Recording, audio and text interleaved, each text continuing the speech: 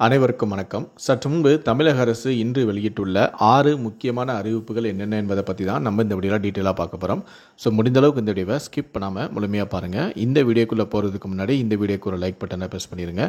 நீங்கள் இது வரைக்கும் என்னோட சேனலை சப்ஸ்கிரைப் பண்ணாமல் இருந்தீங்கன்னா மறக்காமல் சப்ஸ்கிரைப் பண்ணிக்கோங்க. கூடவே அந்த பெல் சிம்பிளையும் மறக்காமல் கிளிக் பண்ணிக்கோங்க. சரி, வாங்க இப்போ நாம் வீடியோக்குள்ளே போகலாம்.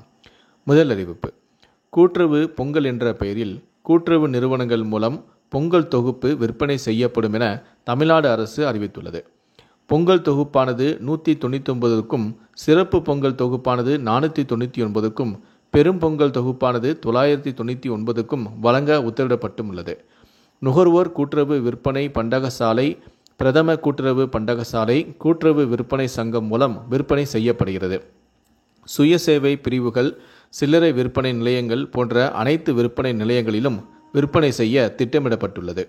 இரண்டாவது அறிவிப்பு: தீபத் திருவிழாவை முன்னிட்டு தாம்பரத்திலிருந்து திருவண்ணாமலைக்கு டிசம்பர் 13, 14 மற்றும் 15 ஆகிய 3 நாட்களுக்கு முன்பதிவில்லா சிறப்பு ரயில்கள் இயக்கப்படும் என்று தெற்கு ரயில்வே அறிவித்துள்ளது.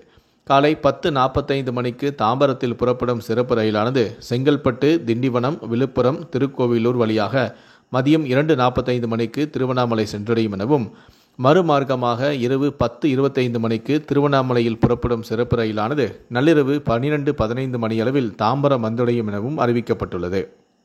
மூன்றாவது அறிவிப்பு: கனமழை காரணமாக திருநெல்வேலி, தூத்துக்குடி, தென்காசி ஆகிய மாவட்டங்களில் பள்ளி கல்லூரிகளுக்கு நாளை சனிக்கிழமை விடுமுறை அறிவிக்கப்பட்டுள்ளது. இந்த மாவட்டங்களில் உள்ள பள்ளி கல்லூரிகளில் நாளை சிறப்பு வகுப்புகள் எதுவும் நடத்தக்கூடாது எனவும் உத்தரவு பிறப்பிக்கப்பட்டுள்ளது. நான்காவது அறிவிப்பு: கனமழை காரணமாக திருச்சி பாரதிதாசன் பல்கலைக்கழகத்தின் இளநிலை, முதுநிலை பருவத் தேர்வுகள் ஒத்திவைக்கப்பட்டுள்ளது.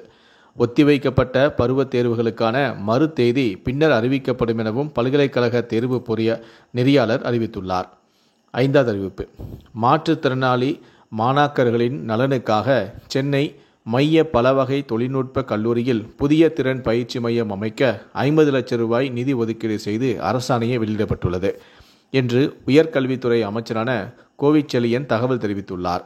கடைசியாக ஆறாவது அறிவிப்பு: வங்கக்கடலில் டிசம்பர் 16 புதிய காற்றழுத்த தாழ்வு பகுதி உருவாகிறது. தெற்கு அந்தமான் கடல் பகுதியில் நாளை வளிமண்டல கீழடுக்கு சுழற்சி உருவாகிறது. வங்கக்கடலில் நிலவும் ஆழ்ந்த காற்றழுத்த தாழ்வு பகுதியானது 12 மணி நேரத்தில் வலுவிழக்கக்கூடும். சென்னையில் கனமழைக்கு வாய்ப்புள்ளது என வானிலை ஆய்வு மைய தென்மண்டல தலைவரான பாலச்சந்தர் பேட்டி ஒன்றை அளித்திருக்கிறார். இந்த 6 அறிவிப்புகளை பற்றிய உங்களுடைய கருத்துக்கள் என்ன அப்படிங்கிறத கீழே இருக்கக்கூடிய கமெண்ட் செக்ஷனில் மறக்காமல் சொல்லுங்கள். முடிந்த அளவுக்கு இந்த வீடியோவை மற்றவங்களுக்கும் ஷேர் பண்ணுங்கள். மேலும் இது போன்ற பல வீடியோக்களை பார்க்கணும் அப்படின்னு நினச்சிங்கன்னா மறக்காமல் நினச்சினா சப்ஸ்கிரைப் பண்ணுங்கள். நன்றி, வணக்கம்.